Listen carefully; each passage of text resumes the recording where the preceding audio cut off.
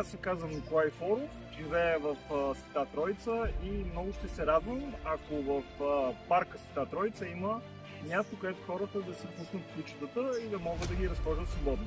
Здравейте! Значи тази градинка е нужна да се направи за кучетата, да бъдат отделени от децата, защото навсякъде в парка се намират изпражнения, без да се почистват от разхождащите се с кучетата. Майка на две деца, ще се радвам да видя проекта за кучешки градинки и ограждения в парка, реализиран за тяхната сигурност и по-добра чистота в парка.